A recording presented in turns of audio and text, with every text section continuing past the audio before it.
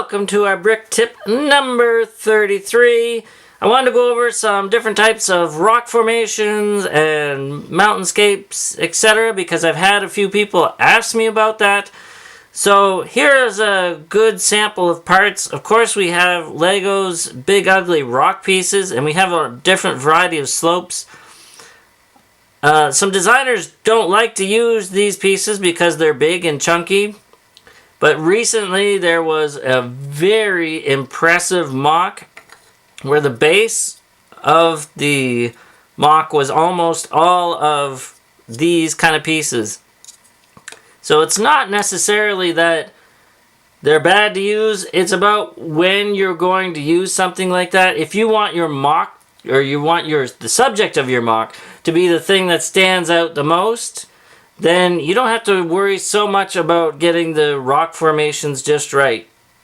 Now, moving on to the slopes, a lot of designers I have seen, and I've seen tutorials on this a few times, where they'll just take different types of slopes randomly out of the bag and start building a rock face. And I have to say, I don't think it looks that great.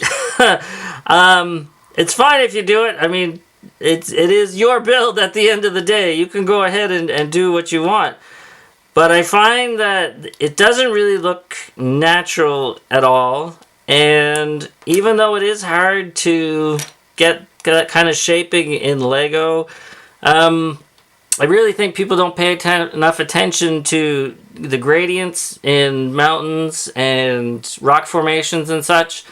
I did a few years in geology, and one of the things that all mountains and everything have in common is that there's some sort of grade in there.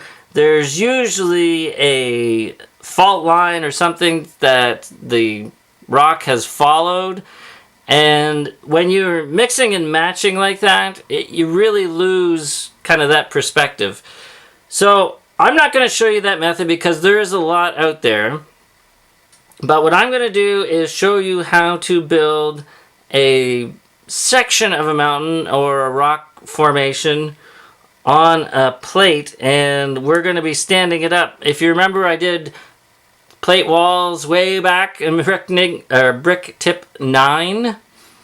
I've worked on that a little bit this morning, again, because I wanted it to be for this video, but I ran into a snag, so I'm going to be doing some more work on those. But for now, I'm going to show you how to design these mountains on a plate. And what we're going to do is have our plates standing up like so.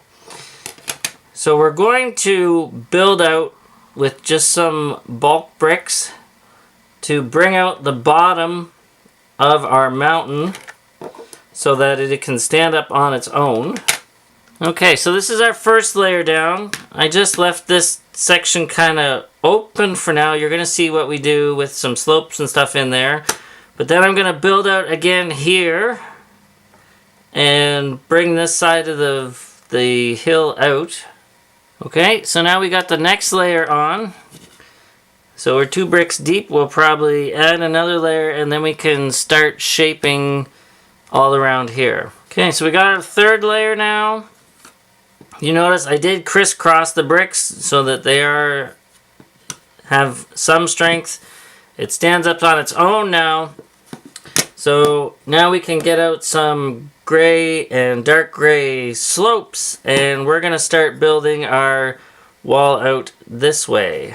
So actually I went ahead and I added a couple more layers of bricks. I just wasn't happy with the shaping there. But before I put on the slopes, I actually wanted to mention, you can see where I've created a gradient line. Even though it's irregular in some spots, especially over here, you can see a general progression line. And that's what I was talking about with mountains and rock formations, is there's generally going to be some sort of lines to follow in there, some contour lines. So I just wanted to show that before I covered it all up with slopes. So here we got our first slopes in. We're going to start at the bottom layer, and we're going to work all our way up to the top. this is where you get to play and kind of add your shapes in. Since our hill is going to be sitting this way, I decided I wanted to have an outcrop up here. It's kind of creating a little cove area in here. So definitely let your imagination go and don't get stuck putting all the bricks, you know, facing upwards. Point some sideways, give some irregularity. But again, try to keep that sense of a gradient going. So this is coming along. You can see I started this layer up here. I started adding a little bit of dark gray in there for some variation. Now rather than just stepping up a block at a time, I'm going to start adding in some plates, and that's going to give us a smoother texture. And this is something you can do if you want to really make it a rounded hill. Instead of using bricks the whole time, start using plates and you can create more of a gentle slope that way. So now you can start to see that I'm putting in a vein through here of some other type of rock.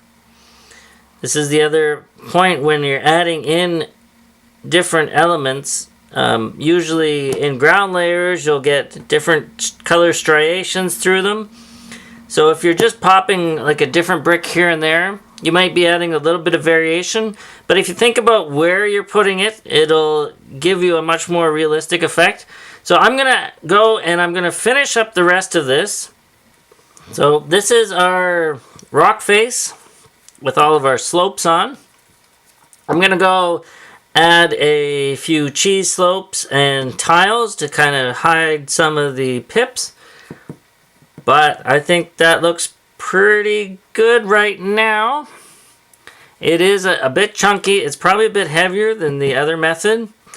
But you definitely get much more control about where you want to place things and how you want the angles to go.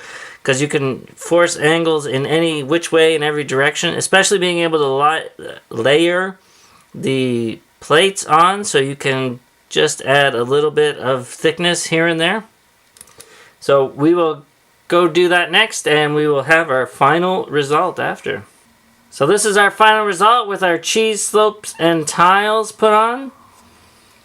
Obviously I went with a very craggy look here, but if you wanted to, you could easily smooth out the slope by using the plates and definitely creating a different type of environment. I didn't bother trying to put plants or anything on this, but that would be easily enough done. So if you found this useful, please like, subscribe, and share. Thank you so much to everybody who has so far. Don't forget about our Play Well Bricks 1000 contest right now. And if you wish to support us on Patreon, that would be fantastic. Have a great day. Keep dreaming in bricks. Bye-bye.